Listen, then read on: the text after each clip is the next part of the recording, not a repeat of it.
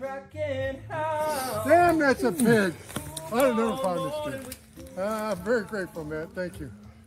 Searching for a deer with a tracking hound. Over the river and through the woods, across the field, this dog is good. Found a little blood and two wound bed, and tracking hounds telling me this deer is dead. Over the river and through the woods, across the field, this dog is good. Found a little blood and two wound bed, and tracking hounds telling me this deer is dead. Thank you. This is why you call a dog. Yeah. Hello, friends, fans, and followers. Matt with Tales on Trails Deer Tracking, joined with another guy with a cool name, Matt Davis with Broken Arrow Big Game Recovery. Did I get that right, Matt? Big Game Recovery? No, just Broken Arrow Game Recovery. It's all good, though. Broken Arrow Game. I tell you, people are going to stop coming on because I constantly butcher the names of their tracking service. I'm sorry, man. It's all Broken good. Arrow Game Recovery, man. Many of you may be familiar with Matt. He's joined us on a couple of the Trackers forums from a year or so ago. You will recognize him from his presence on Facebook and YouTube. His tracking videos and just his overall presence. He got a new series on YouTube that we're going to talk about. And today, Matt, we're just going to talk about tracking and, a couple of things, and interested in your season. So season recap. We'll probably trade stories, and if we're not careful, we'll get caught up in that and be here all night. But you know how trackers are. But just a couple things. We got the Missouri event coming up in just outside Sullivan. I'll be to that, and so will you. We'll talk about some of that and all that, man. So how are you, buddy? Doing good. Finally recouping from tracking season, just like every tracker. It seems like it's all go up until mid-December till Christmas or so, and then it's just normally it just shuts off. So. Pretty ready for it to be nice outside again. Get out there, back in nature. What does nice mean to you in Missouri? Because remember, I'm in Michigan. I think our definitions of nice are different. So nice to me is 40s. 40. Oh. If we could get 40s with sunlight right now, right? I'm used to this.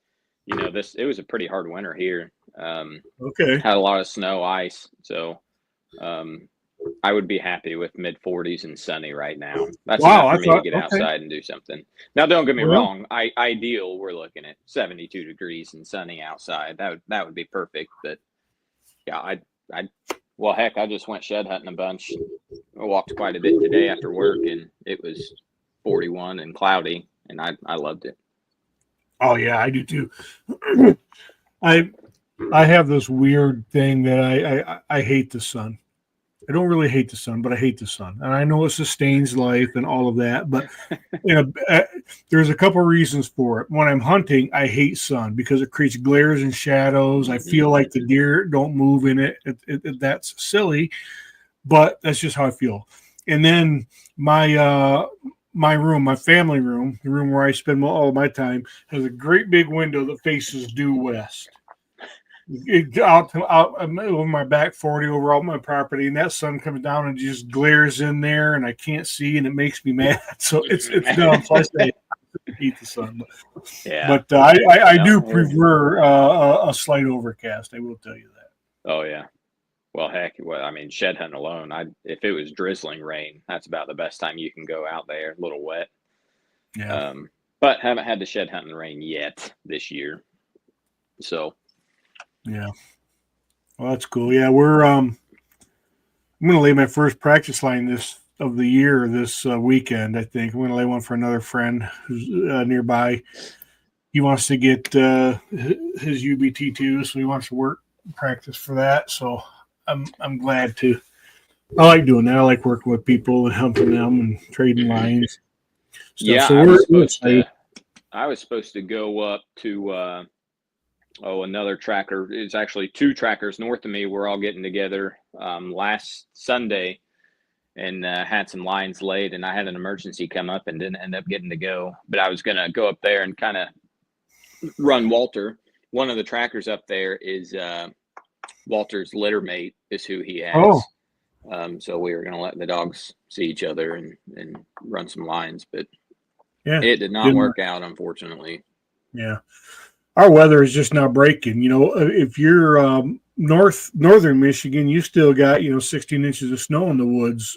So I hear that's crazy. I've got the snow has finally left. It's warming up. We were up into the mid 50s the other day and rainy, and this was supposed to be cooler. I mean, it's cooler today, but this weekend it's supposed to be like in the mid 30s, 40 or so. That's good enough. I'm laying in line. I got to get out. I got to get the dog out. It's Yep. time to start doing things, even if it's just to get out. Cooped up inside way too long. Yep. So that's for sure. So your season, man, tell us about it. How many tracks did you hit? So I strive for 80 tracks every season, and I have not hit it once. Crazy enough. I ended up doing 51 total, and I will tell you, it was really slow the beginning of the season. First couple months for me, the calls just weren't coming in. But Matt, I don't think it was isolated to you. When I was talking to Eugene Keys, and then the follow up to that, Tom Monahan, they said the same thing. Weather was atrocious. And just it was just a lousy season. I didn't mean to interrupt you, buddy, but go ahead. No, you're exactly right. It affected most. Tracks were way down for everybody. Tracks were down. They, of course, legalized drones this year, so a lot of people were utilizing drones early in the season and trying those out. But I still came out with 51. I ran real hard. Late October and all of November. I mean, I was taking everything I could get. And then it seemed like early December, it turned off, which is about normal. But so took 51 tracks, recovered 25, tailgated 25 deer. So I was pretty happy with that. I did not, the one thing I try to really strive for is to not leave any deer dead in the woods. That's the real, that's the real metric in my opinion. And I didn't this year. I have previous years. It's just a part of it. If you haven't as a tracker yet, you will. you will. You're going to. I did. Yep. Didn't leave any, but I know for sure that there's one dead out there that I tracked. We just couldn't find it and nobody found it. But it was so I ran 7 tracks in one day. Wow, that's a lot, man. Yeah. I mean, look at you switch out dogs? Nope, it was all me and Mabel the whole time. You and the Mabes, huh? Wow. Yeah, and the only reason I did it is because by the time I was done, let's think about this. So I found 4 that day. At one point, good day, brother. Oh, yeah, it was a great day. But I forget, at one point we were in a track and I was just like, man, I don't know if this deer's dead. But I tend to push myself to make sure because nobody wants to leave a dead one in the woods. Right. But then it seemed like our next 3 tracks were just 15, 20, 18-minute recoveries. Okay. So that gave me a little momentum. And then the calls kept coming in. By the time I was going to my last recovery, it was well past dark. And I told myself, like, hey, I had already gotten another call for really just 20 minutes down the road from my final track of the night. And I told the old boy, I said, hey, if this track goes okay, I'll just hit you on my way back home. I was like, if I spend very long at this one at all, I'm just going to call it and I can get you tomorrow. And Mabel smoked that track, of course, and it was another 18 or 20 minute track. And just marched right to the deer. Everybody's all happy. And I'm like, okay, well, I'm going to go. So didn't really waste any energy. Called my last track and I'm like, hey, if you guys want to, let's run it now. Mabel's solid. She didn't seem bothered. And I should have interviewed a little bit better on this one because I don't know. You get so confident in your dog, you forget to like really dig into the interviews, and you're just like, yeah, we'll run it. You know, the answer is yes, we will run it. Yeah. So we get there, and the guy's like, I gut shot this deer. I'm like, okay, you know, that's not a bad thing. And he's like, I bumped it an hour after I shot it. And I was like, oh, like that's Yeah. not good. Yeah. But I said, okay, you know, no problem. We can maybe still iron it out. It's been long enough now. The deer should be expired. And then he was like, yeah, and we grid searched it pretty hard after. Just And I was like, oh. I was like, dang it. And it's dark, and it's the thickest, nastiest, just cedars and thorns I've ever been in. And there was live deer around every bend of that track, and Mabel was just losing her freaking mind because there was live deer and raccoons everywhere, and it was grid searched. And finally, I called it. I put in, oh, I don't know, probably 3 or 4 miles on that one, just looking. It was almost midnight by the time I called it, and I was just like, man, I can't find your deer. But so that one, I'm very confident after seeing the arrow and the sign that it's dead out there, but we didn't find it. But I had one. I had 2 of those. Not that they did all of that looking. One guy kind of did. But I was so convinced on one close to home. And it was, I swear to God to this day that it was absolutely a liver shot. Every single thing suggested liver about it. I'm like, yeah, we're, you know, walked in there feeling pretty good about myself, you know. Mm-hmm. And it goes into this big, massive, super tall swamp where you know, about every 3rd or 4th step, you sink up to your hip. And it turned out to be a mess. And I really learned something on that one about tracking in swamps. I was so convinced it was dead. I was there for 4 hours, not tracking all of that time. Went back to the truck, called in my buddy. He backed me up. He did find new blood in a different direction. So I'm like, great. Moose couldn't find it. So I'm like, okay, no problem, man. Moose is a teckle.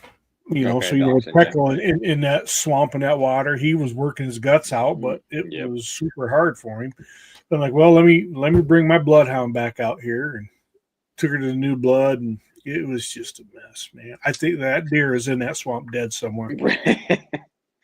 I'm convinced of it. Yep.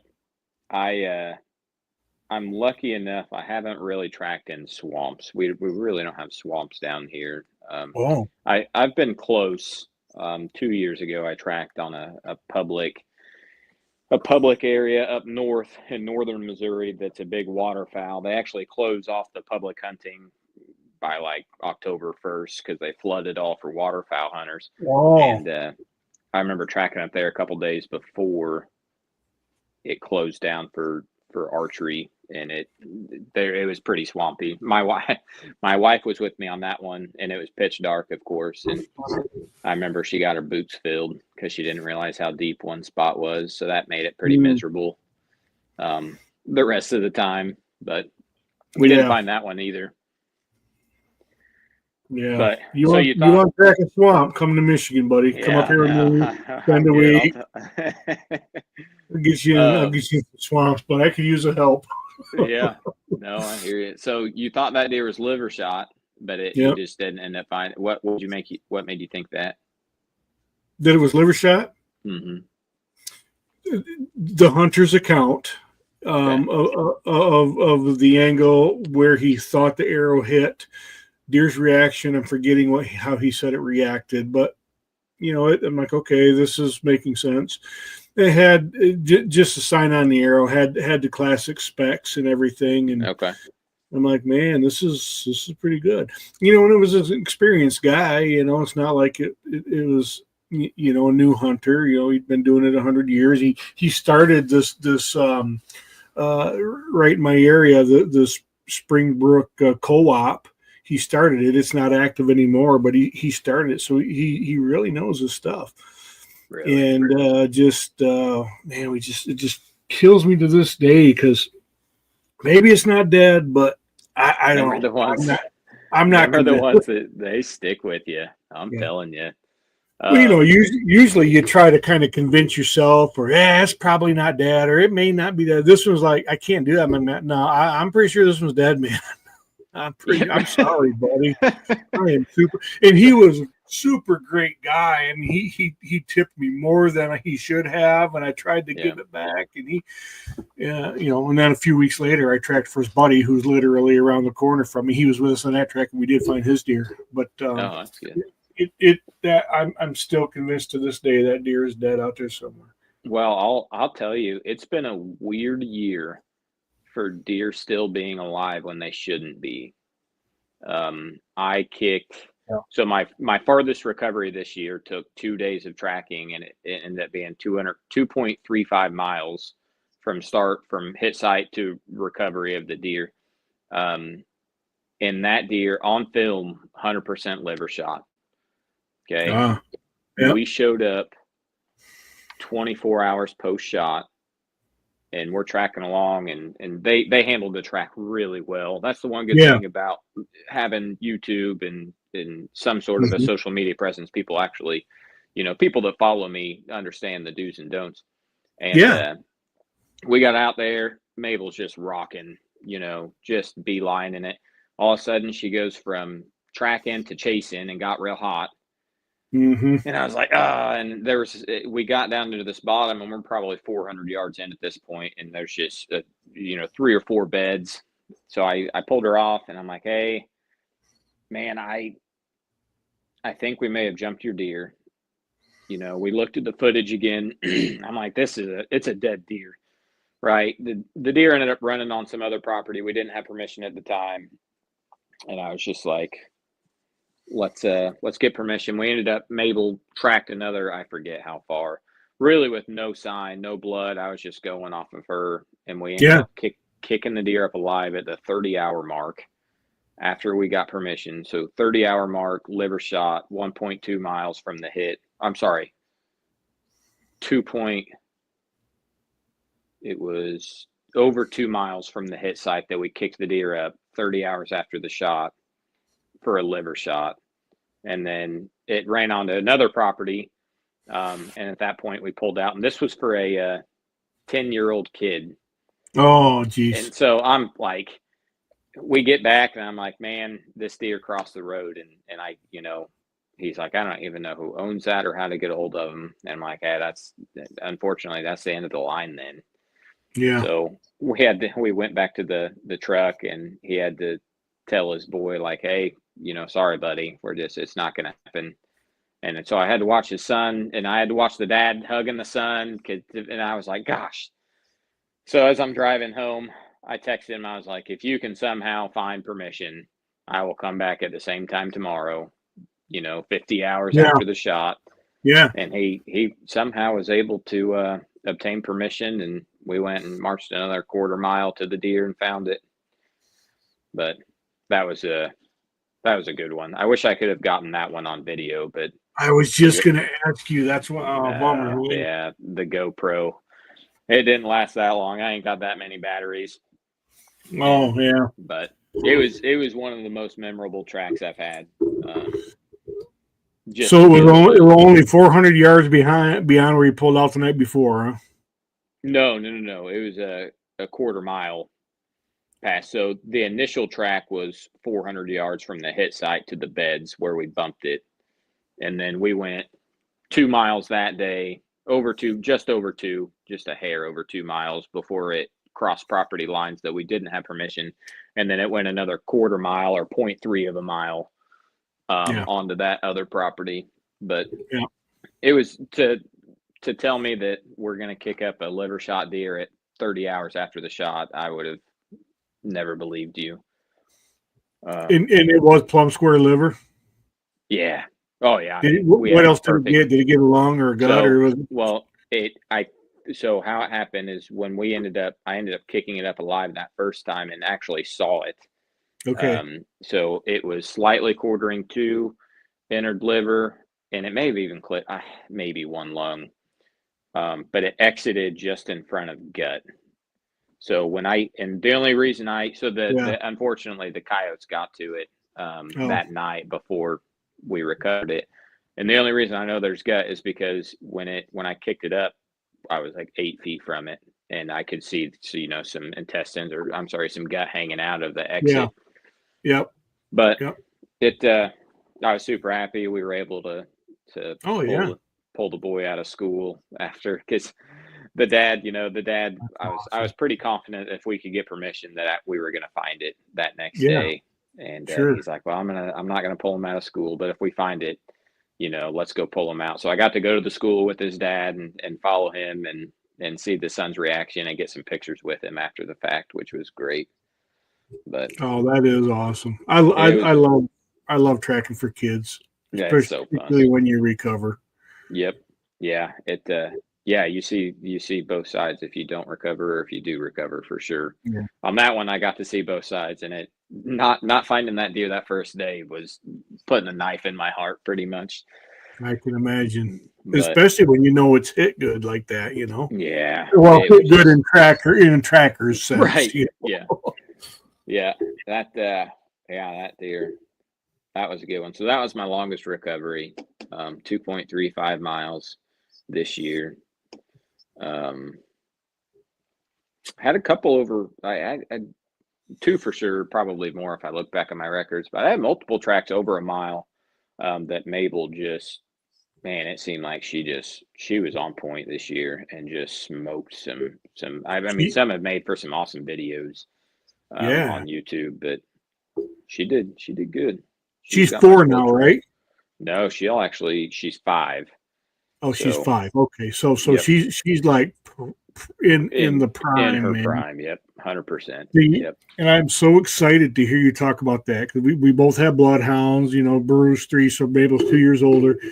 So just hearing you talk about just how, and everybody talks about this, and I got goosebumps talking about it myself right now, because I'm so excited for what's coming. Yep. How much, and I saw great growth in her, in us as a team this year. And I think next year's going to be even better. And year 5, look out, man. I mean, that's, I'm looking forward to, who knows what it's going to be, but if her development holds true to kind of the norm, I can't wait, man. Yeah. I think we, year 3, so season 3 with her was the biggest jump until, I would say, year 3, and then our 5th season this year was another big leap. Was another big, big note. I mean, at this point, I'm just a glorified dog walker. I just go out there and let my dog figure it out. She has full trust. If I think she's tracking, I'm just going to let her go. We ran one track this year that went 1.2 miles in the rain. And I mean, we would go 600 or 700 yards without a drop of blood. And I'm just like, man, she's still tracking. We're going to keep going. And then we'd find blood. And as a tracker under my breath, I'm like, oh, thank goodness. Thank God. Yeah. I get it. Yeah. She did good though. That's great. I did, I had some defining moments. There is Walt. Yeah. Oh, Walt the Destroyer. Yeah. I had some defining moments this year too, in trust the dog moments, and one of them was early on. It was really warm. It was the first week of October. I forget the date, 4th maybe, and didn't know exactly where it was hit. According to her, I thought it was, but there was some gut material. So I'm like, I don't know. That's good, And she tracked the known line pretty good. And then after that, I saw absolutely nothing. We covered, my boots put 2 miles. Mm-hmm. We covered 2 miles. As a crow flies, it was much less than that. I forget what, 700 yards or something. But we were walking. But the awesome thing about that, Matt, is it was dark, but at no point one time ever did I doubt or wonder whether she was on the right deer. And I'm Boy, like, it's a great feeling, isn't it? yeah, and I can't say why, other than she just kept working and working. She got offline a couple times, but she fixed herself pretty Self-corrected. promptly. Yep. Yeah, self-corrected, and we got to this point. It was state land, and there was some private property. Used to be electric company property, and we got to this fence, and I'm like, man, I'm looking at it on Onyx. I'm like, man, I don't know. There was on Onyx, it showed a house, and she really wanted to go bad. As the closer, we got to that point, she kept wanting to go, and I'm like, man, I don't know if we can. And I call the hunter up. I'm leaning against the tree. We're at the fence, and we decided, all right, let's just, screw it, let's go, because she wanted to. I go, and hunter no sooner said, oh, I got blood right here that I missed. Sweet. And then about the time he said that, I looked down, and there was, in tracking sense, a ton of blood. Oh yeah. And then we were there. She went down to the pond. We broke out of the woods into this kind of clearing. There was a pond on her. She kind of went down to the pond. She sipped around, came back up, and turned into this big autumn olive cluster, dense, super dense stuff. The hunter had made his way out, and there was like a little tunnel. And I kind of stuck my head in there and looked in there. I go, and there was a deer. And I turned around to the hunter and said, you got your knife? Oh,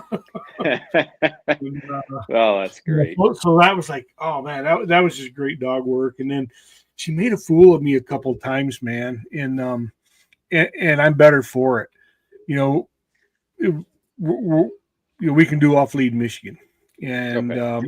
I did start out off lead. Then I had just the kind of little panic segment in the middle of the season where I went back on lead, and then got over my panic and went back off lead, thankfully. But there were 2 times where she was tracking along, and then all of a sudden she got out of sight. She goes, way the heck. I'm like, what the heck, man? So I followed her way over behind this pond, way the heck from where we were. She's sniffing around. I'm like, this ain't it. Come on, let's go back. Because she, I didn't have that full trust yet. Mm-hmm. Like, we took her all the way back, and it was 400 or 500 yards.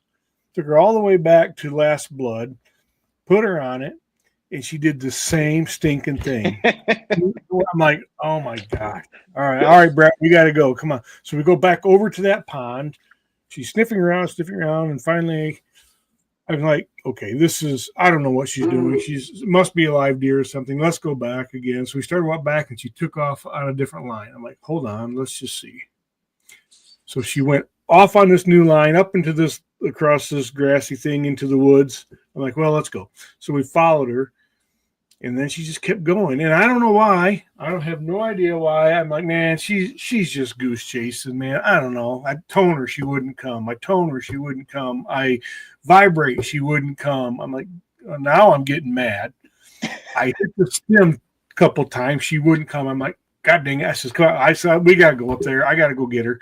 So I get up there, and this is dark. So I get up there. His headlight hits her. She's standing there looking at me like, hey, dummy. Yeah, as soon as I get there about 20 yards from her, she turns around, boom, her nose goes back to the ground. And Brett, he's my friend, the hunter, mm-hmm. He says, well, looks like she's working now. I go, oh, she's definitely working now. Boom, boom, boom, boom, boom, down the hill, across this grassy thing. She goes across the creek. I walk down this hill, short little hill, and she's over across the creek sniffing around, and I could see, I saw the deer laying underneath this bush thing, another little tunnel. I'm sure that buck had bedded where he died 100 times. Yeah. But my friend Brett stayed up on top of the hill, and I said, hey Brett, how far do you want to drag this deer? He goes, I'll drag it however far we need to. I'm like, well, good, it's right there, So she made a fool of me. So that was a lesson. Don't if she won't come off the line, there's a reason you big fat stupid idiot. Probably dummy. A good reason. Yeah, I mean, she would stop, begrudgingly would stop when I'd tone, and she'd sniff around and she'd try to go. I'd hit her because I could see what she's doing on the GPS. And then there was another time very similar. And I know I asked you to tell me about your season, and I hijacked you and No, start keep talking going. about mine. I'll listen But all day. there was another time, similar situation. This was shot with it was 450. It was during our late firearm season, Okay. and I don't remember the angle. The angle wasn't a real great angle. I just remember that, and there wasn't a lot of great sign. Hunter, there was like what looked like a chunk of fat or something. I'm like, this ain't great, but let's try it. Put her on it, and she no real interest. Kind of tracks a little bit. Then she's way over here. And I'm like, I don't know. And then she gets squirrely. We come back again.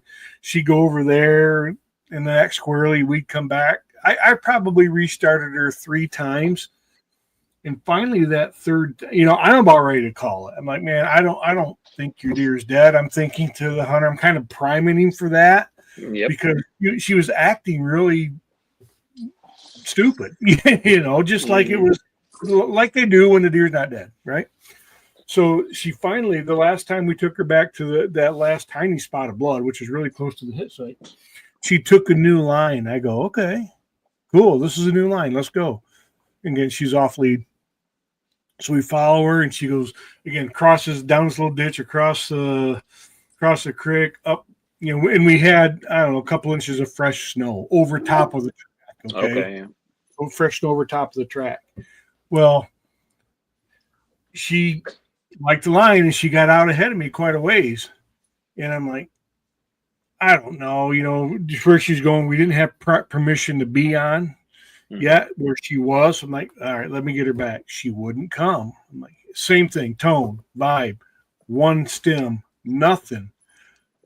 Like, what in the world? So I walk over there. I gotta go get her. So I walk over there because she wasn't really going anywhere, but she wasn't coming either. Right. So I walk over there, and I'm like, holy crap, there's a whole bunch of blood over here. I'm like, find it. Boom. She goes again, and then Hunter comes up there, and she's working along, and finally she took off and got well onto the property he didn't have permission to be on. He said, man, we got to stop. I'm like, yeah, you're right. Let's go. So I tone her back, and we're seeing a lot being kicked up in the snow. There was a really, a lot of blood in the tracking sense, right? Right. So I bring her back to the property line. Hunter said, let me go get permission. I'm like, sweet. So we stayed there. I'm leaning on a tree. She's wandering around, and she just keeps kicking up more and more and more blood. I'm like, holy crap, there's a lot of blood right here. And finally, he comes back, got permission. I said, find it, baby girl. Boom. She takes off, works some area where she did, and then she goes on and on and on. And doggone, there it was, another 300 or so yards. We walk up on his buck. Now, here's the freaky thing. The deer was only hit in the rear leg. So I think the deer was quartering towards him a little bit. And we have no idea for sure how he hit that rear leg. But what I think happened, that was the only thing he hit was rear leg. What I think happened is he hit the leg, didn't hit anything vital, but the leg was flopping around. I think at that point, the deer's not dead. It's not dying. It's just leg hit and it near the hit site. Well, when she finally slowed down, focused, and tracked whatever she tracked to where she became stubborn, what I think happened, and all of a sudden we started seeing really a lot of blood kicked up in the snow. I think what happened with that leg flopping around, I think the deer had laid down a time or two. I couldn't tell for sure because the snow had covered. Right. So I couldn't, but boy, we were seeing spots of a lot of blood. And leg shots, boy, they bleed too. Well, I think what happened was that, and it's just a theory, but I think it's pretty damn plausible. I think that leg flopping around and the bone shards and stuff nicked the femoral artery. And that's what started the bleeding. And then that's where now his health is declining. So his health status changed when he hit that femoral artery. And that's when she became really locked on. That's my theory. But again, right. What's that? You're probably right. I kind of think so, but I'll never know that. But that's what I'm going with. And that's how I tell the story. In all probability, but it was another lesson for me. When the dog won't freaking come off the line, quit doubting her. Just freaking go. And I was doubting her. Well, my first recovery of the season was a real big 186-inch buck that a good friend of mine had killed. He actually shot it opening day. It was hot, but he had this buck, it was his target buck. Obviously, any 186-inch deer. Right. Yeah. It was his number 3 buck, No, Yeah. It was his target buck. He shot it, it was a slightly quartering 2-shot. And the way it was a close shot, he wasn't real high up in the tree, maybe 10 or 12 feet up in the tree, probably a 12-yard shot, quartering 2. And when he calls me, he's like, hey, I shot this deer quartering 2. I think I hit him in the shoulder, but he's like, my arrow sunk into him really good. He's like, I think I heard him crash. And I'm like, well, yeah, man, come run, for opening night. I'm like, I'll come a 100-yard track. Like, yeah, absolutely. Yeah. I want to get out there. So he's like, yeah, come on out. So I go out there. We end up going like, I don't know, 400, 500, 800 yards and ended up kicking the deer up alive. And at that point, I saw this deer in my headlamp and it's just like slowly walking away, haunched. And I'm like, oh. So come to find out, either I misunderstood what he was saying, which is very possible because adrenaline was going and I was really wanting to track a deer, or whatever it may happen. He ended up catching gut. So he hit further back than he thought. So quartering 2, hit behind the shoulder, which is going to be a 1 lung liver gut all day. It should have never been tracked that night, but there I was. So I told him, I was like, let's just come back the next day. It's no big deal. That deer's going to die. So at this time, it's already hot. I was like, let's come back at noon. I think I burned a half-day vacation from work and got there at noon to run this track. So we get out there. Really, we knew this deer in front of us had walked through this gate. So I was like, hey, let's just start at this gate. I know for a fact that deer, he had a trail camera on the gate. I was like, that deer walked past right here. Unfortunately, the trail camera took the picture of the deer and you could not see an entrance or an exit. So I was like, well, but I was confident that at that point he probably caught at least liver. Yeah. So we go back the next day. We're tracking. It's hot. The sun's already been baking, and this deer went across the cut hayfield. So 80 some degrees or whatever it may be. We're drenched in sweat, and I'm just like, hey, I'm just gonna let her run a line, Yeah. So we go out there. I'm like, you guys just stay back here at the gate and try to find blood. Because this buck was with, I don't know, 6 or 7 other deer and another small buck when we kicked him up. So we're tracking. We get 300 yards or so towards this ditch line. And it was the first track of the year, and I wasn't that confident. I should have been. But I was like, I'm talking. I think this one's on YouTube, and you can hear me even talking to Mabel like, oh, are you on it, Mabel? And I'm like questioning her. I'm like, hey, Mabel, let's restart. And hi, baby. And I go to pull her back and yank her to restart the gate to double check her. And it's so great that I got this on film because she like looks at me and then she just yanks hard against me. And I'm like, hey, like, come on. I'm going to have to find that one then. Yeah. So I'm like, come on. I tried to call her off again and she looked at me and yanked against me again. I think even on YouTube, I'm like, all right, well, you're the boss. Let's go. Yeah. I let her call me off, and 200 yards later, we're standing on top of that buck. Did not see a speck of blood that whole time, but she called me off a couple times this year, and it was very impressive. But yeah, that it's just by the end of the season with her, I was in a totally different place with her, just similar to what you're talking about. I said, okay, she has proven me, she's made a fool of me a few times now. I need to stop letting her do that and let her do her job, and it was really great. I had such a, I mean, with all of the normal highs and lows of tracking. Oh yeah. A great season, man. And I can't wait. I'm pretty confident at least once during a season for any tracker, you think your dog is broke. And I don't know if you ever experienced that, but you'll go through, we'll find 3 deer in one day, and then the next day it's like we can't follow a line. So Yep. we ran into that once this year. I had 3 tracks lined up in one day. One was my daughter's during youth rifle season. One was a buddy of mine that I went to high school with, and another one was a guy that I tracked for the year prior and didn't find his deer. So the guy the year prior, he called me, and I'm like, hey, it's youth rifle season the next day. He's like, I shot this deer. It was pretty much under me. I'm like, okay, hopefully you caught gut or something like that and didn't just one lung and go slice into the ribs. I'm like, give it 24 hours and go out and try to find it in its first bed. He's like, well, are you going to be available? I'm like, it's youth rifle season. I got 3 kids hunting. If you treat the track well, I'll come out after my kids' morning hunt. Sure. I said, okay. So of course he didn't find the deer. He found some blood, tracked it for quite some time. And so my oldest had shot a deer that morning, but wasn't sure the hit. So I'm just like, everybody back out. I'll run Mabel on it later. So in the meantime, I'm like, okay, well, I'm going to drive an hour to this guy and run his track first. Yeah. So I'm over here and we get there and I'm running the track and I'm just finding blood and beds in every direction. Okay. And I let Mabel just take her time on it and do whatever she wanted to do. And we just could not find that deer. But I bet I found 12 or 13 beds, which you would think is a dead deer.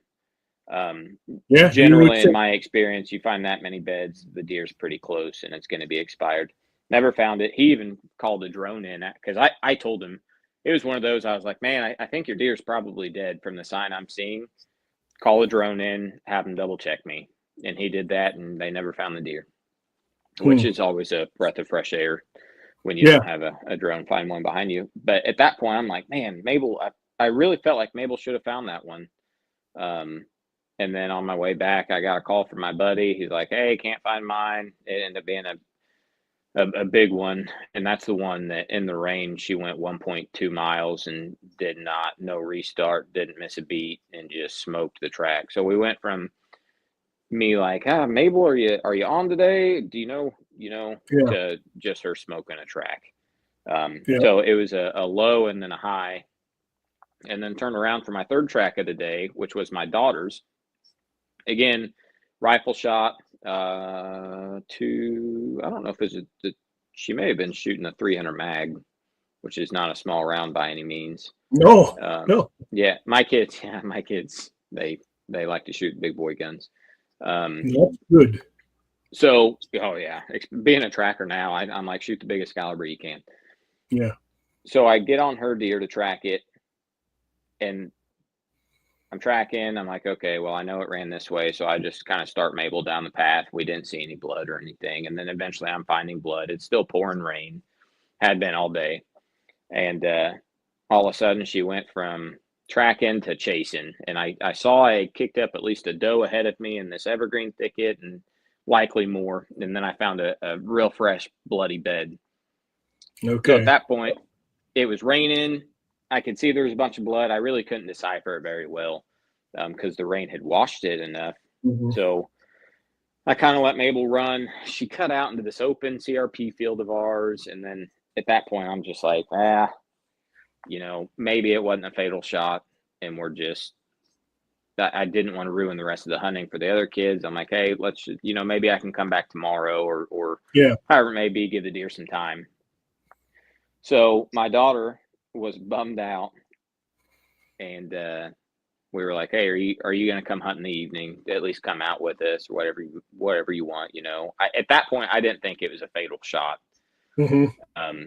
And she's like, no, I'm just going to stay in tonight. So I was like, well, can your brother hunt your deer blind? And she's like, yeah, he can go. So this is the craziest thing. It was my wife and my son hunting that deer blind while me and my youngest hunted the other side of the farm at our deer blind. And all of a sudden I hear from my blind, my boy shoot. And I'm like, oh, great. They pulled the trigger on something, and he was wanting to shoot a good buck this year. Yeah. And Becca, my wife, sent me the picture, and it was the same buck that my daughter had shot that morning. No kidding. out of the same stand, and I was like, holy cow. I was like, is that the same deer? And she's like, yep, its guts were hanging out. What? So my daughter skimmed the bottom of his belly, Unzipped unzipped him.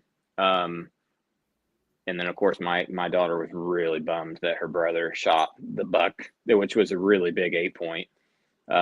Shot the buck that she should have shot. And then that, from the tracking perspective, I'm like, man, that deer would have taken a week for that deer to die.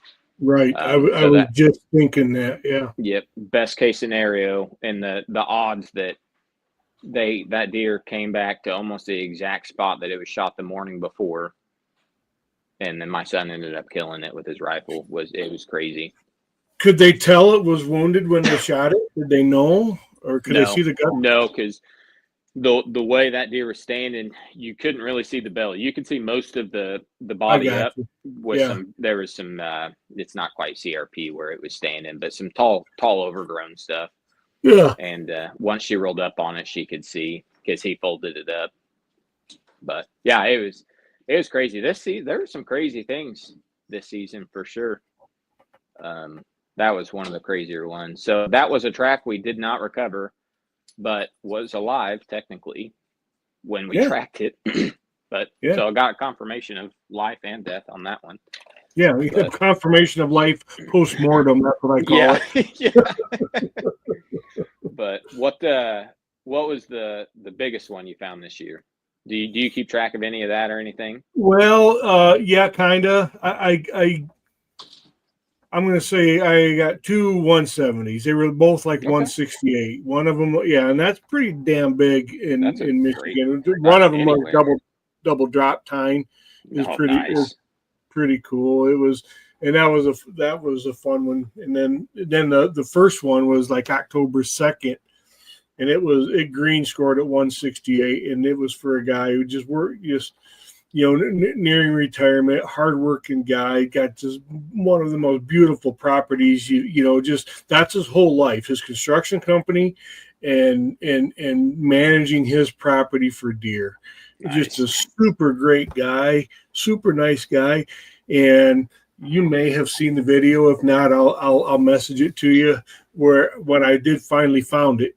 We were about ready to call it because Baru for whatever reason, she kept taking the same wrong line. And we got to the point way across this field and kind of the second time she took us there. And I'm like, man, this isn't right. He says, I don't know, man, your deer may not be dead. I said, so talk to me again. Tell me how it was standing and all this. And he had a trail cam picture of it. Going by a trail cam, and you could see the exit hole. I'm like, okay, yeah, but where's the entrance for sure? I don't know. Mm-hmm. But, and then, so I'm like, man, something's not right about this. So I pulled up, the bow hunt simulator. I use the same thing that Shane sent. I stole from Shane, that he puts on his videos.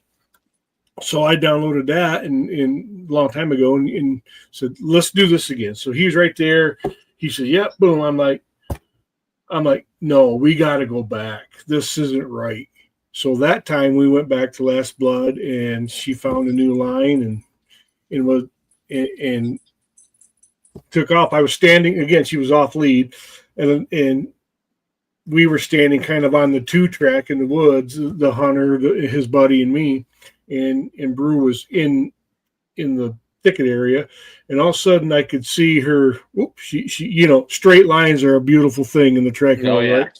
All of a sudden, I could see that tracking swagger going, that little prance, the tail was up, her nose was down, and it was a straight line. I go, ooh, I like that. So then I walked up behind her, and pretty soon, in an area we hadn't been before, I found blood. I'm like, got blood. So I'm like, okay. So they kind of came up, and they ended up being way behind me. But she went up around this downfall tree, it went around the corner. By the time I got up around, and went around that downfall, there was the deer. Well, I'd been marking blood with tissue out of my chest rig. I dropped tissue, and they were, with me and stuff. So I hollered back at him, said, hey, I got blood up here. I said, I'm out of tissue. Can you come mark this blood? And oh yeah, we're coming. They come up. I turned my phone on and started recording them, and all of a sudden, the hunter goes. He started dropping expletives and just that we found this deer. It was one of the greatest moments so far in my tracking career from a hunter's reaction upon recovery. I'll send it messenger because it's a big file. Maybe I'll text you the video. Just be prepared for language. But it was awesome. And I love that. I love tricking hunters like that. I do too. It's so fun. And so I really need to be better. I don't mark anything with toilet paper like I should. But I get really lucky if my wife comes with me, because my wife knows enough that if I call out blood, she'll go stand at last blood and wait for me to call out more. Or I'll have the hunters do that. So it works out well when I'm like, hey, I found the bed up here, and that's the deer. I get some good reactions. I love it. Yeah, I've used that one too. Oh, got a wound bed. So I tracked one this year, and this was it was the biggest buck I've ever found, and it should be in the North American Whitetail coming up, one of the articles on it. But yeah, it's pretty cool. So this hunter calls me. It was actually his girlfriend that called me. And I had known her from, our families have known each other for quite some time. And she's like, hey, are you still tracking deer? I'm like, yep. She's like, hey, my boyfriend shot one last night and we lost blood. So at that point I call and I'm like, yeah, hey, I'll come out. It sounded like a possible liver gut shot. Mm-hmm. They had already tracked it 400 or 500 yards and did a little grid search past where they lost blood, which I'll go track after grid searches. I like to be aware of them. Yeah. Oh, yeah. Me too. I asked him, and I tend to not do this, but for some reason I did it on this one. I said, hey, is this a pretty good deer? Because they seemed very concerned that we needed to find this deer. And they're like, yeah, it's a good one. Okay. Hey, any deer is a good deer. But when you can tell it means a lot to somebody when you roll up to them and they're nervous. So we ended up I started Mabel really where the first blood started. Instead of where they lost it, and we ran 300 400 yards and then to the point of loss. And then I was just like, all right, you guys hang tight here, let me see what she does. And within another 80 yards I verified another drop. So at that point I'm like, okay, well, we know the deer went this way, this is confirmed. Mabel's locked onto it.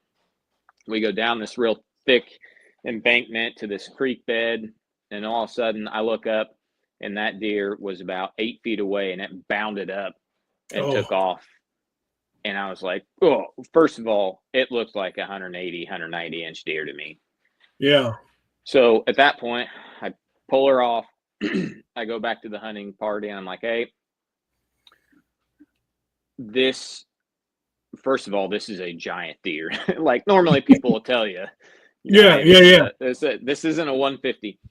So, and then they're like, well, what do you want to do? I'm like, well, there's really two options. We can pursue the deer, which is legal in Missouri now, and really try to wear it out. Okay. We were at I forget, we were at the 18-hour mark on a liver shot, which generally that deer's just about done. What time of year was it? It was mid to late October. Okay. Right. So we were starting to get into the rut a little bit, which was where they really turn into zombies. But I said, or I can come back in 8 hours and we can pick up on the trail. And I completely left it up to the hunter. I said, I'm good either way. Mabel's so locked onto this deer, we'll stay on top of him. But you run the risk of running out of property doing that. Right. I will. Right. And he's like, let's pursue it. We have a lot of property to work with. I'm like, great. So we go pursue it. We ended up kicking it up. I got within 5 feet of that deer, I think 2 or 3 more times before it finally expired. So we went just over a mile on that one before we recovered it. And that sucker ended up going 205 inches. Good nit. And that was just one of those where normally people are going to tell you if you're tracking a 200-inch deer, and they did not, but they knew. That was their target buck, obviously, but that Where was one was of the the hit? crazier ones. It was liver. It was liver. Oh yeah, you said that. 18 Yep. hours. Yep, 18 hours. Yeah. But yeah, it was a giant. Well, And that second 170 were the double drops. I mean, they weren't huge drops, but they were distinct. Still, Very, yeah. He didn't tell me how good, and I never ask either. I try not to. No, I don't care, but I don't ask if it's a good buck or whatever. It's Yep. all the same to me in the dog. But he never said when I found him, like, oh my gosh, dude. I'm like, you didn't tell me. He said, yeah, it's a pretty good buck. Yeah. And there was a reason he's keeping it low key. He did a podcast with some a local the Painted Arrow here in Jackson. They have a camera mount.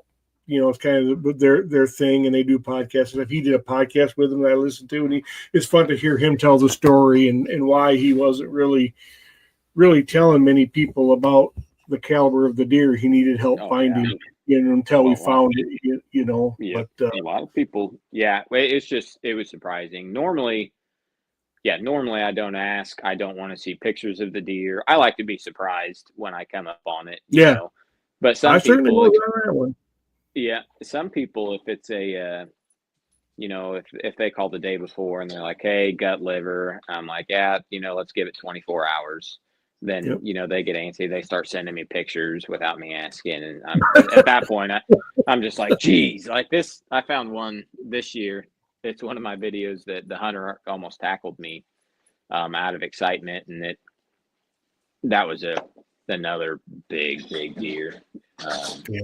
But I found some dandies this year. Mabel found some dandies. I was just along for the ride. But yeah. It was a good year. How many did you end up finding? If you say that. 26. All right, good deal. Yeah, it was okay. I mean that's my highest recovery count in my 3 seasons. Nice. And I typically don't talk about percentages and let other people talk about percentages because it's very misleading. It is. But I was pretty happy. Like I said, with the same highs and lows. There were 3 instances, and I'll tell this. I'll put myself out there. There were 3 instances where I left deer. They were found the next day by the hunter. Now, the first one, I was going to go back. I'm like, look, let me come back in the morning. Mm-hmm. And by the time I was getting ready to get around, the hunter went there and a little early and ended up finding it and texted me. I'm like, okay, cool, But we had passed it the night before. That was my very first time doing off lead at night. Okay. And I had a sport dog. It's not the system I was using had nothing to do with it, but I didn't have my Garmin yet. I was using a sport dog system and it wouldn't, the stim didn't work or the vibrate didn't work, only the tone. And she got really belligerent with the tone. So that's part of the reason I got paranoid and went back on lead. Okay, I got to do some tone training here. But anyway, he went back and found it, very close to where they shot it. The other 2, we were within 40 yards of it both times. And both of these times was in my paranoid moments where I was back on lead. I don't know why she didn't find them. Whether the scent pool was too big, I was missing cues, probably both. But she just didn't. She took me there, but just wouldn't go to the deer. And the hunters called me the next morning and said, I'm like, don't tell me. He says, I found it. And everybody was ecstatic with the dog work. I'm like, man, I felt, an inch tall. I felt like a real weasel. It sucks. It's the worst feeling. That's the first time I've told that on public. I immediately, I'm distraught at this point. I'm like, what is going on? I call yourself. Yep. Yeah, I question myself, question the dog. I call them my tracking mentors. I'm like, guys, let me run this by you. What do you think? And I don't know, what we decided, if we decided anything, but it happened. and I learned from it. That's all you can do, right? Yeah. I'm glad that they were recovered. They weren't gone to waste. They recovered, and the hunters were just as pleased as punch. One is my biggest fan now, almost. Yep. Yeah, I've like I said, I didn't. So I technically, I don't know. So there was one buck I tracked for some really good friends of mine, and the arrow deflected and it hit real low in the stomach. Like it penetrated above the skin, but it didn't go all the way through. It just stuck after it deflected off a branch. And so these boys know the drill, right? They backed out of there. Yep. I ended up showing up at the 24-hour mark, and Mabel struggled. I mean, it was a struggle to go 300 yards, and there wasn't much blood. I verified blood. I think 300 yards was the only spot of blood I verified, or the last spot of blood. And at that point, I'm like, man, these are very experienced hunters, and again, really good friends of mine. They know what to look for after the shot. Like I think it's dead, So I wind searched. I did like 7.3 miles wind searching for this deer, because you don't want to leave a deer dead. You really don't want to leave a deer dead for your buddies. Yeah. So, well, especially if you believe it's dead, like you said, it drives you in an odd way. I'll wear myself out if I think that deer's dead. So we didn't end up finding it. I covered just about everything. The wind was not very good that day from the direction, and so I ended up at the end of it. We're all just dead tired, and I'm like, guys, I don't know.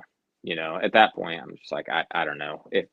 I don't think Mabel would have missed it had we gotten downwind. No, not likely. So they ended up finding it 2.5 days later with a drone, but it had just died. Like when they found it 2.5 days later, it was septic.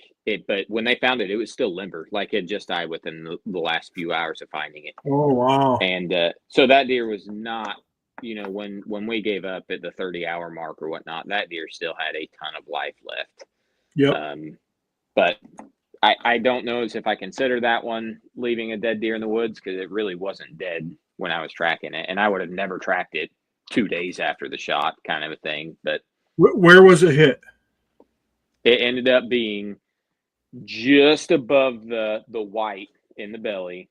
Yeah. And it just went in enough to penetrate the belly, and that was it. How far back? Probably midway, I would say. Okay. So it wasn't like rear intestinal? No. Because I've tracked multiple rear intestinals, and those are difficult tracks to take. Yeah.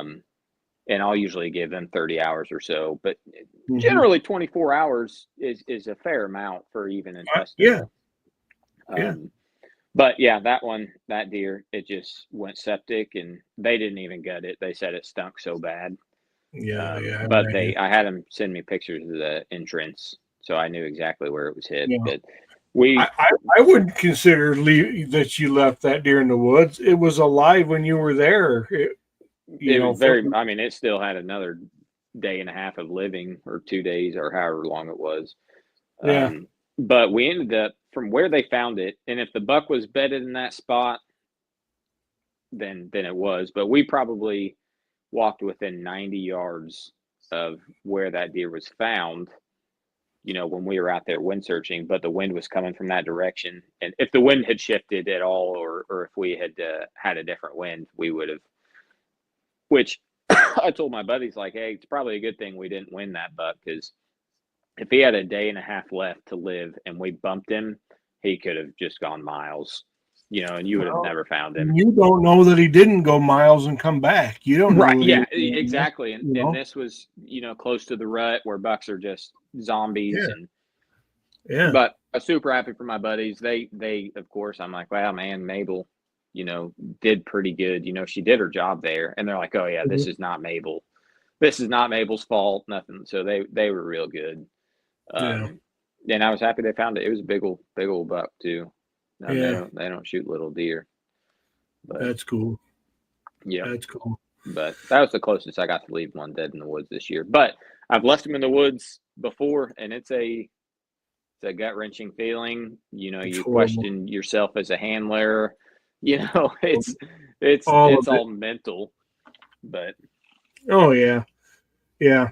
I got to track a 180 something mid 180s. I think I got to track, and we didn't recover it because it was definitely still alive. There was like 9 wound beds, and I kind of deduced that it might have been leg hit, but wasn't sure. And she was off lead again, and she was on property we couldn't go on. She was, and again, she didn't want to come off the line. And I just kept working and working her, and she finally, I didn't shock her that time, but she finally came back, begrudgingly came back. It was funny because I could watch it on the Garmin. She would come back a little bit, stop and turn around and go. Nope, beep, come back a little bit. Okay, had to turn around and go. But it took forever, but she finally came back to us, and got the hunters up with me, and wound beds galore, snow, starting to see fresh blood, and I'm like, okay, we're pushing this deer, and I said, look, let's why don't you get permissions, and I will come back tomorrow. And he started to get a little squirrely. Great guy, And so I kept waiting for the call in the morning. He said, yeah. Kept waiting for the call. So finally I texted him and said, hey, man, what are you thinking? Because I was going to have one of my friends come down from up north of me, come down, who's accustomed to off lead. And because we thought he was leg hit, he might need to be run down. Mm-hmm. I'm like, I'm not a rundown team. That's just not how we do it. But Daryl, can. So, and he was excited. He was going to come down and help with it. Well, pretty soon I get a picture of this deer in the back of the tailgate. I called him. I says, whose truck is that? That's my truck. I'm like, what? Well, they ended up going out the next morning, and they could track it themselves from where we pulled out. And they found it. He knew where it was going. It was going back to his core land, which was his buddy's property, but it had to cross other properties to get there. So they could end up tracking, got the line, knew where it went into his buddy's property, peeked over the hill, found it laying down in the swale hole, and ended up finishing it off.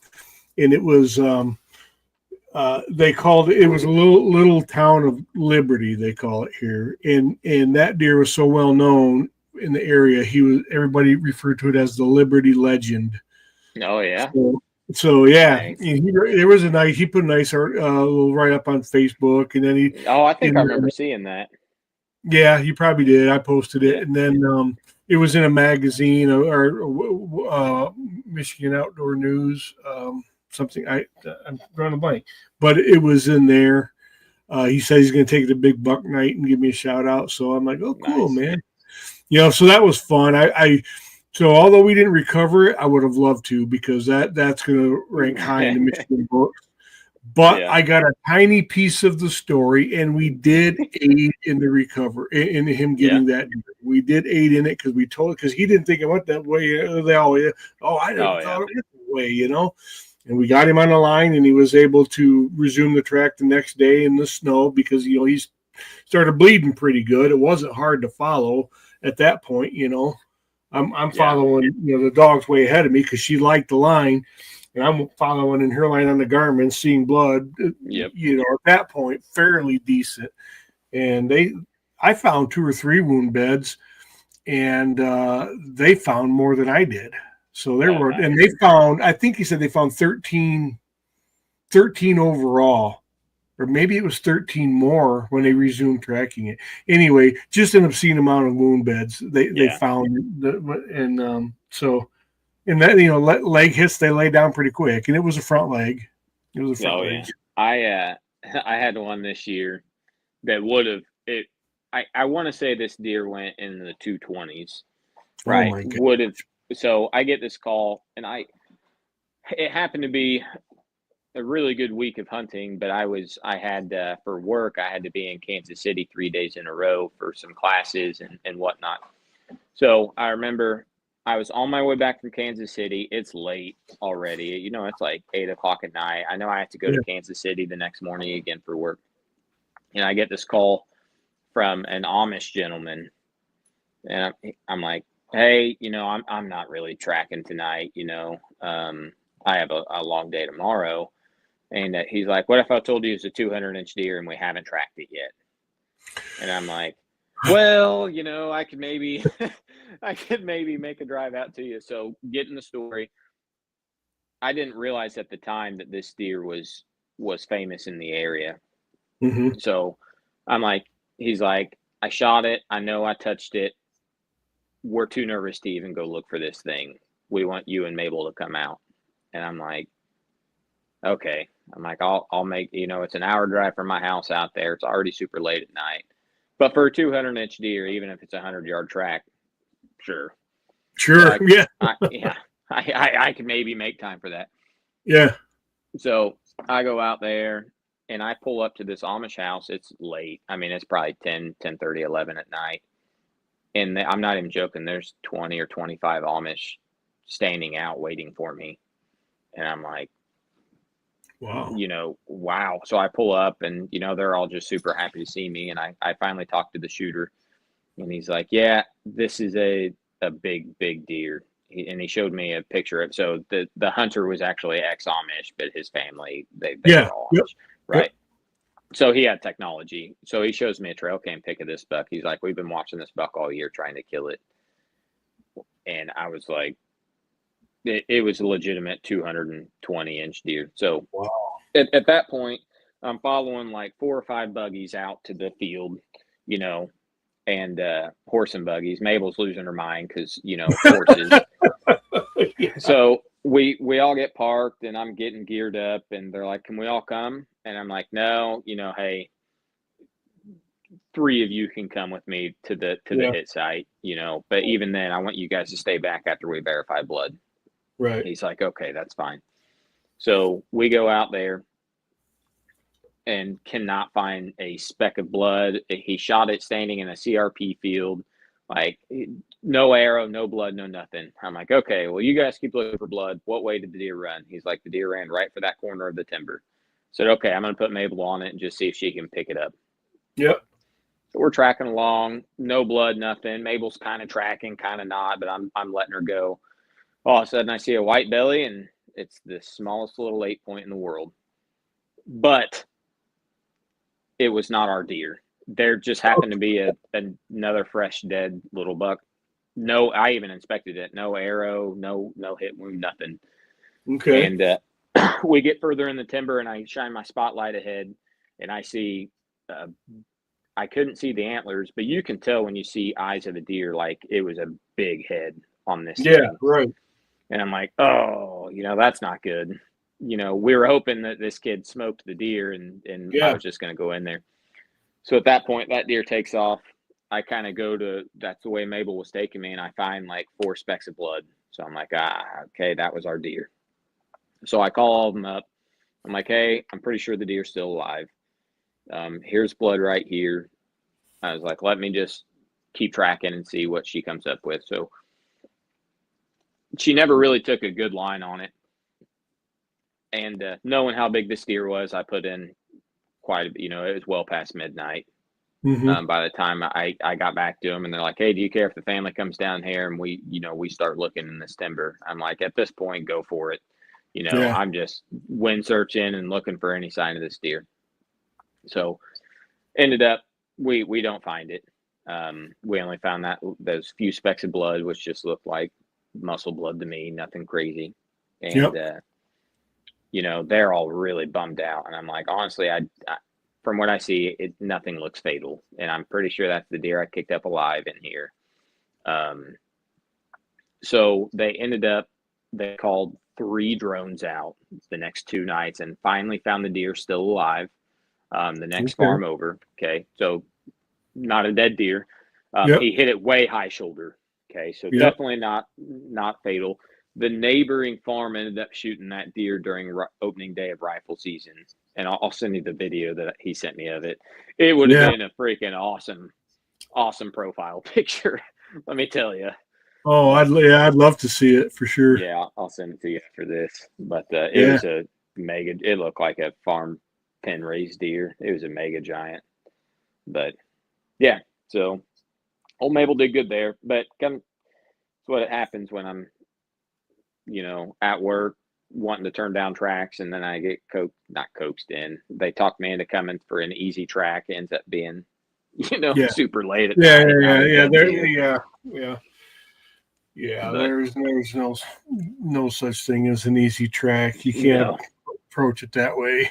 Nope. But you do. Like, I was optimistic that maybe I'll roll up there to it'd be easy, fun YouTube content, 200-inch deer. No, it didn't happen. No, but it was a giant for sure. Man. So how many tracks did old Walt get on? One. Took him on one. I think you texted me when you were on your way to that track. Yeah, it was actually for my son. Okay. It was my son's. No, it wasn't. Yeah, no, it was my son's first archery kill, and it was Walt's first recovery. And he made a pretty dang good shot. It was more practice for Walt, and he was young. Yeah. This was only a couple weeks into the season. I don't even think it was October yet. But my boy had made what we thought was a good shot. So I was just like, let's put Walt on it. And he did pretty good. I'm curious to get him training pretty hard with this weather turning better on us because he's a little more mature now. But yeah, I didn't get out and get him.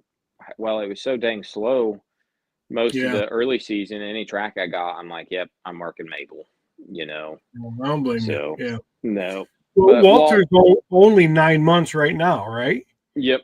Yeah. Yeah. In March. Giant. So he was much younger back during the season. And, yeah. Yep. So, yeah. He was, and honestly, he's, I'm okay with him maturing a little bit because he's got a lot of puppy in him. So my goal with him is to really have him pretty dang perfect by the time Mabel's looking at retirement. So, maybe 3 more seasons, having him just ready to roll. So this season I'll hit some good tracks with him. Yeah. And then kind of go from there on it. But he's going to be a really good. He's got a dang nose on him that's just constantly to the ground and anything. You're getting him in a lot of trouble right now, I'm sure. Yeah, he's calling Walt the Destroyer right now because he chews absolutely everything up. But he's a really sweet dog and a good dog, and he's smart. So I have high hopes for him. That's kind of my plan. When Baru gets in the twilight of her career, I want to get the second dog. And it will probably be a bloodhound, although I'm pretending like I'm open to other considerations. I'm probably not. It'll probably, I'm 99% sure it's going to be a bloodhound. But I don't want to have to track with a year-old dog or 2-year-old dog again. I'm hoping that can work out that way. That by the time Baru retires, that I brought the next one up, and it's 3 years old and can, at least can feel pretty good about going in. But and that's where I'm at because Mabel, this will be her 6th season this year. So if I can get 8 or 9 seasons out of Mabel, I'll be really happy. That's probably about average. So by the time that 10th season hits, Walt will be 3 or 4. And start rolling into stuff. Now he could easily just take off this next year and just absolutely kill it. And if that happens, I'll start switching it up a little more with both of them. But I love Mabel so much. I know how much she loves tracking. I hate to take away much from her right now in her prime. I'm the same way, and I have lots of friends with 2 dogs, and I'm like, man, how do you decide which dog you're going to take? And I suppose that would just organically work itself out. But I'm with you. I mean, Baru is my baby, man, and I'm just so I feel like I'm getting so in tune with her, and she loves it so much. I feel like I'm dating another girl or something. Right. If got another puppy and just started tracking with it would be weird for me because she's all I know. But and it's been great having another dog around. We had Mabel's younger sister Tilly, who died a year and a half ago from kidney failure. That came up on us real quick, and she was only 3. But she ended up passing away, so we knew we were going to get another dog. But then I tried to breed Mabel, and then that turned to Pyometra, which she almost died from, and that whole ordeal. So I ended up getting Walt, and it's been nice having another dog around to at least hang out and play with Mabel and pester her, and all the things little brothers do. Of course. Good at. But it's been good for her. She stays a little more active with him, bouncing around the house, I think. So. Oh, sure. But yeah, my problem is going to be we had 3 dogs, and just this last fall, whenever it was, we had to have our big one put down. We just got cancer, and it was just a big bummer. And my wife said, I don't want 3 dogs again. I'm like, well, we're going to have 3 dogs again at some point because But the problem I've got is bloodhounds represent every single thing my wife hates in a dog. They stink, they shed, and they slobber. Yep, and they're just the fact messy. She let me. Yeah, the fact that so those are the 3 things are staples that she hates. Now let's add into it. Although smart, they're stinking meatheads. Mm-hmm. They're Stubborn. intelligent, stubborn, all of that. So I'm like, God, I think 2 of those things,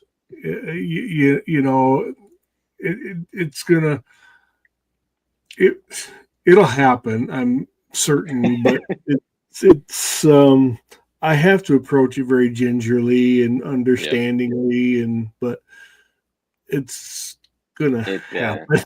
It's gonna have to happen. Yeah, I'm telling you, Mabel is a really, really special dog because she is the cleanest bloodhound I've ever met. She doesn't stink. Nice. When she drinks, she doesn't get water everywhere. She my God. She doesn't slobber really. And then we have Walt, who is the exact opposite.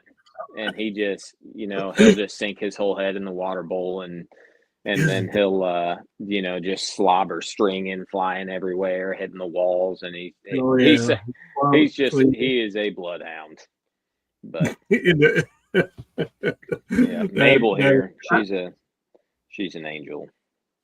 Yeah, that's awesome. Brew's pretty good too, but she can be a bloodhound, but she's not terrible. She's got the slobber slingers. There's look at the wall. There's one, kind of thing. Yeah. And I tell my wife they're love slingers. She loves you. She doesn't buy it. Yeah, I let Mabel, even to the point she really didn't stink. Now she sheds, but she used to sleep in bed with us. Oh, Brewer does.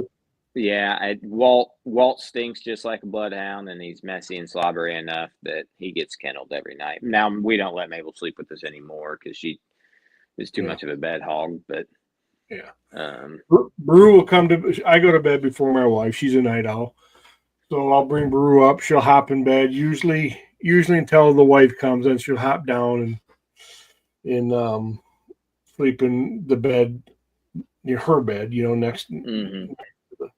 Next to the bed. But Yep. Yeah. Well, dang. So, are you excited about the Missouri Tracking Symposium? I am super stoked about the Missouri Tracking Symposium. Yeah, man. I'm counting down the days, and then I'm going to Indiana or Illinois too. So that'd be a good one. I'm a bit of a event groupie this year.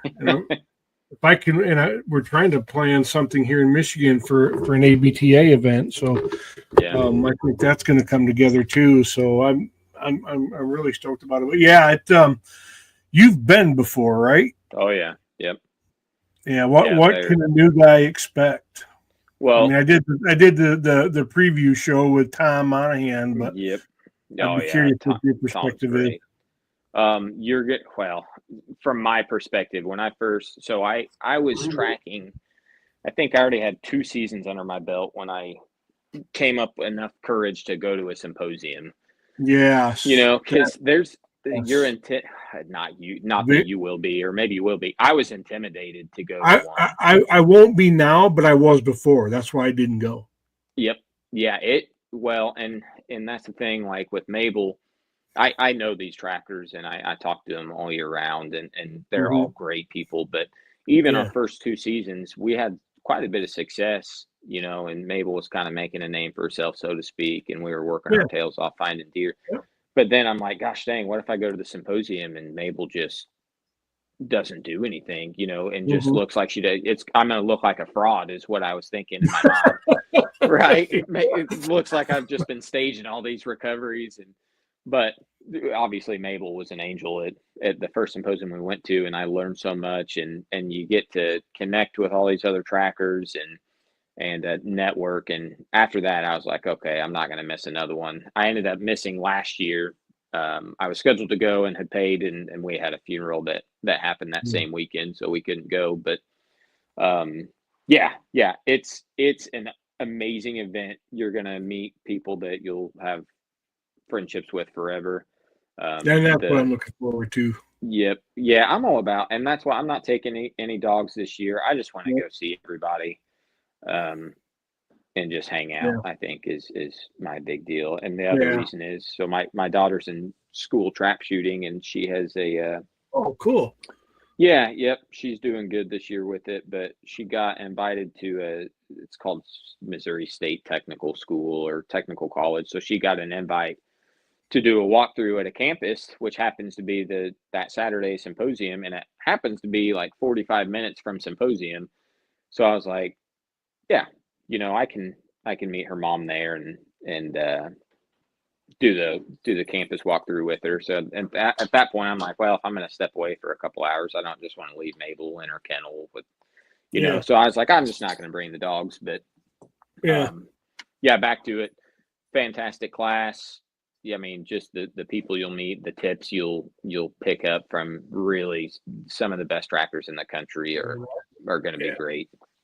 I am really excited about it. I can't wait to soak all of it up and meet the people that they're following your Facebook page. I'm following their Facebook page.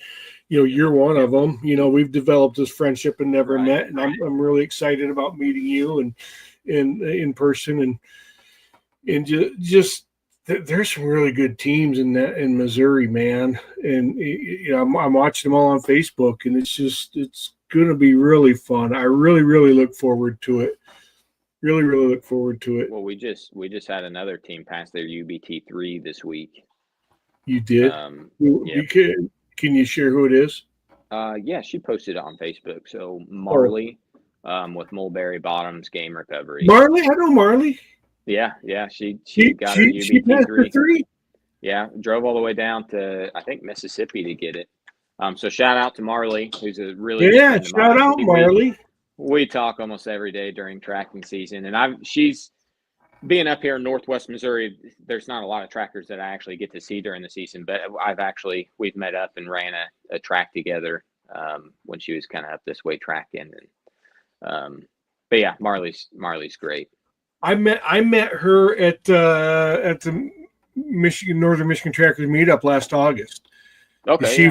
She was was she apprenticing? She apprenticed on a friend of mine, Jeanette Lads from Lads Deer Tracking, just right over here, 15, 20 miles from me. Okay. We're good friends. I was tagging along on because we'd worked all summer and prepared because we both tested. Brent, Jeanette, and I all tested for UBT2s at the Grayling event. So we were working with each other. I'd lay a line for them, and they'd lay a line for me, and we'd at each other's house, and we'd go and practice. So I was tagging along, and on Jeanette's, and Marley was the judge. So so it was way cool. Paisley, her dog. Yep, Paisley. The last symposium I was at, so 2 symposiums ago, she had to step away or something that Saturday. So my wife ended up running Paisley on a few test lines while Marley was gone, and we got to hang out with her dog a little bit. But yeah, Marley's good stuff, and she put in some work this year. If you haven't had her on this, she'd be a good one to have on this podcast. I'll talk to her. I'll talk to her in Missouri then. Yep. Yeah, she's great. But yes, you're exactly right. There are some awesome trackers in Missouri. Yeah, sure are. They're all great people that are willing to share their knowledge, and you can call them for advice any time of the day. So I'm looking forward to it. I'm looking forward to all of it, because I just know that like I told Tom Monahan, I said, I hope my brain is melted when I leave there. He says it will be. I'm like, good. you know, and then, you know, I'm looking for exactly that. Just making connections with the people that we're following and chatting with occasionally, and just otherwise, and just the campfire conversations, and just all of that. That to me is it's really important. Just that networking and building those connections, like you said, that last forever, and just that's just what it's fulfilling. It's just fulfilling, man. It's just what it's about. And you know, so we'll get together down there. We'll shoot a little promo or something. You know, because you got started a new YouTube series. Yeah. So I have my YouTube channel, and I've been posting a lot of tracks on there. I really need to get my button gear and get some content going on it for the summer, because I'm finally out of tracking videos to edit. But yeah, it's been fun. Well, tell us about it. What's the premise of it? So I record generally, you know, I GoPro my tracks, and then I'll edit them and get some cool recoveries on YouTube. And I've gotten a little bit of traction. One of my videos, it has over 140,000 views. Yeah, your videos are very well done. I've told you that before. Yeah. I want you to be my editor. And I'm my own worst I think critic, they're well done. There's more that I can do to make them better, but and then I started doing a few videos of, you know, tips or tricks or the do's and don'ts of hit, you know. So it's been good. It's been fun. I think some of the recoveries have been great. The reactions I've gotten on some of the recoveries have been fantastic as well. But it I don't know. I think it's cool just to share that raw emotion that us trackers get to experience. The best. It's the best. Yep.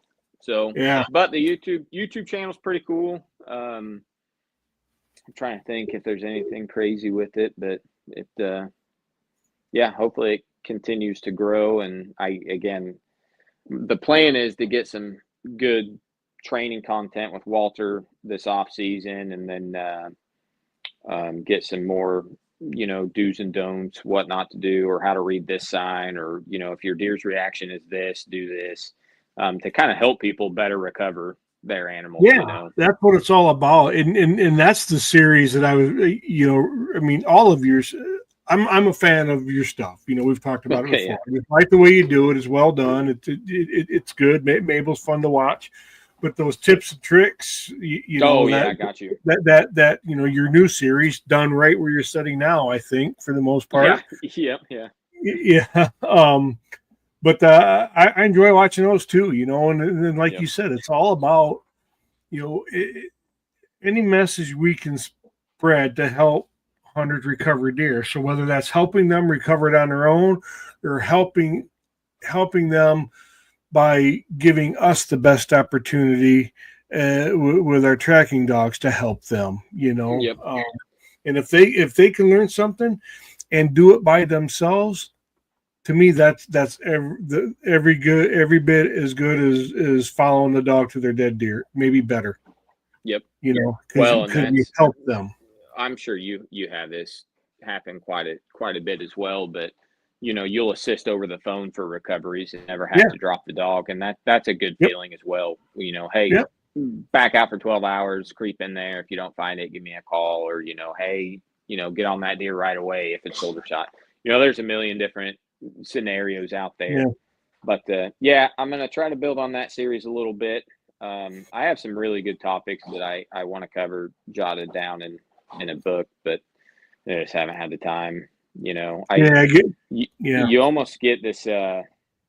It's probably not like this for everybody, but almost a depression, like when deer season's finally over, and it's cold outside, and you're like, okay, I need to take a mental break from everything, and then before you know it, it's spring, and here we are. Yeah.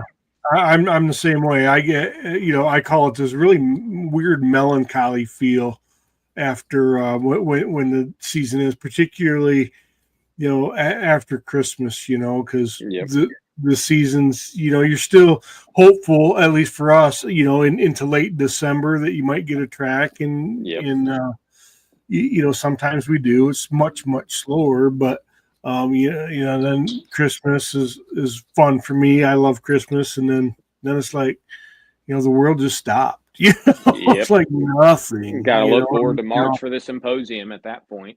Yeah, and that's it. Then I start indulging in these podcasts again, and then I hear something and learn something, and I get anxious and want to go out and lay a line, but it's it's just not conducive to do it. Either the ground's frozen, or I'm tired and lazy, or we got too much snow, and there's just no value in it at that point. So, now the weather's starting to break, and the outdoor shows are coming, and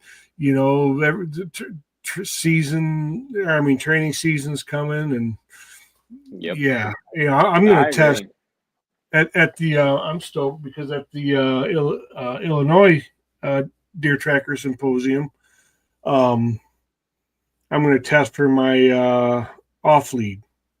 Okay. I'm going to get my off lead cert, so I'm pretty stoked about that. So that gives me, I always train with a purpose, but at least between now and the end of May, I'll really have something very, very intentional to be working on. And in essence, it's a UBT2 line, but with some different requirements because it's off lead, but the line itself is a UBT2 line. So I'm not worried about the line, UBT2 line for a, 3.5-year-old dog with 3 seasons under her belt is, not terrible. You can feel pretty good about it. So I'm not worried about the line. It's just the off lead element. I'm really excited about it though. Yeah, that'd be great. I got to follow along on my buddy Terry's off lead. In fact, I'm going to have him on and talk about his off lead in August up in northern Michigan last year. And I got to follow. Chad Tate was his judge, and I got to follow along and shadow him when he passed his off lead. So I got really inspired after this season doing it off lead. So I've got a season in my belt off lead. Now I'm saying, I'm just going to test for it. Who cares? If I fail, so what? I'm going to learn something. I'm not going to be intimidated by testing anymore. I'm going to try it. I think we got a fair shot. A fair shot. And I'll tell you, I am only UBT1 certified with Mabel. We took a 2 and failed it 100% because of me, because I get nervous about for some reason, I don't know why. I get so nervous about UBT testing. And it's common. Yeah, I do. I do too. So it got to the point I was just like, I know my dog. It would be cool to have the ribbon, but I was done stressing about it personally.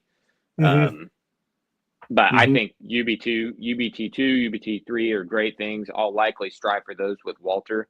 But at this point in Mabel's career, I'm just like, I don't necessarily need it. Not that anybody needs it to prove anything, but because I think it's great. I do too. But I for some reason was so nervous doing it with Mabel that I bombed it with her on her UBT2. And after that, I was just like, I think I'm done stressing about it, I was paranoid up for my 1. I was just 1 year old. In fact, she was 2 days from turning 1 year old. I hadn't tracked a single deer with her. I was paranoid about it, and she did really, really well. Well, then my just like you talk about, my ego defense went up, and I had my UBT1 certification, so I had what I needed to be in my tracking network, and I had what I needed to be registered with the state of Michigan. State doesn't require any certifications anymore, so I kept it. No point. No point in getting a 2. It doesn't get me anything. No point in it. So I come to realize after talking with Mitch and Carrie, remember Mitch put up with them on their when they tested in Illinois last year, that kind of loosened the rust. And then after talking with Katie and Marisa and Jonathan Beachy on Beachy's successful 3, that's what instantly, Mitch and Carrie were the WD-40 that loosened, and then Beachy and Marisa and Katie were the ones that just broke it loose because there was the switch. I'm like, you know what, screw it. And then I took my 2, and now Marisa browbeat me so bad that I promised her that when Baru is in her prime, I would test for a 3 at the Illinois event. So a couple of years, I'll test. I'm gonna get a couple ABTA certs too. They're very, very similar but different. So I'm hoping to get a couple of those. I think Mitch and Carrie's going to be at the Missouri Blood Tractor Symposium. They are now, yeah. It's going to be such a good time down there. Yeah, I'm looking forward to it. I'm telling you, buddy, I'm super stoked. And it's not that far away. 3 weeks or something. Yeah, it's great. It sneaks up so fast every year. Super stoked. I'm going to look into a cabin though, like we talked about before we started recording. I got the hotel, but if I can get a cabin for even money right there, that might do it. Ping Kayla Ross. She'll be able to tell you. That's Josh Ross's wife. Josh and Kayla are big, huge helps with the symposium. I think they pretty much put it together nowadays with a group of them. But Kayla's great. I'm gonna look because they posted something in the event about the cabins and stuff. So I didn't pay much attention because I already had my hotel, but I'm gonna check it out. So cool, man. Well, look, buddy, I'm super stoked. Look forward to meeting you. What day are you going? We'll be down there that Thursday. Thursday night? Driving down Thursday night. Yeah, and we'll probably there's my cat. We will probably we'll probably drive. So we're coming down Thursday evening. We'll be there by Thursday evening. It's a pretty good drive for us. Get checked in, and then we'll probably go to the main area and see everybody around the campfire, I assume. A lot of people will be there, so we'll go hang out with everybody that Thursday night and then be ready to roll Friday morning. Okay. When you get down there, man, shoot me a note because I'll probably be down there. I'm going to leave. I think it's like an 8-hour drive for me. Gotcha. So I'm going to leave bright and early to get there. Probably around dinner time or whatever, and shoot me a note and I'll come hang out with you, man. That'd be fun. Yeah. Yeah, I'm always weird about walking up to some place when I don't know anybody. I'm the same way. So, I'll probably know some people, but I don't know. But that'd be fun, man. If there's not a hangout, we could all probably catch dinner or something in Sullivan, a few of us. So yeah, let's do it, man. We'll stay in touch. Figure something out. Yep. Cool. Yep. Fun conversation tonight, man. I'm excited to post this one. Just tracking stories. It's man. Always good. Just tracking stories. That's right. Yeah, we could have talked for another 5 hours on just tracks. Oh yeah. I have other, and I haven't told a lot of tracking stories on any of the podcasts yet. I got one I've told like 3 times because whatever the topic was, that particular track was applicable to the topic. So I'm sure the listeners are tired of hearing about that one. But it was a fun one, But yeah, we could talk about it forever. But well, cool, man. We'll stay in touch, dude. Yeah, for sure. Look forward to seeing you here in a few weeks and having fun down at the symposium, man. Yeah, absolutely, man. And like I said, I hope my brain's melted. So it will be. It will be. Cool, man. Well, good deal. I'm gonna sign off, dude. We'll stay in touch, man. I appreciate you coming on. It was fun talking to you. Sounds good, brother. We'll see you. I mean, more the good, less the bad. Talk to you soon. It's a tracking hound, cool for morning with dew on the ground. We done found the deer with a tracking hound. We done found the deer with a tracking hound.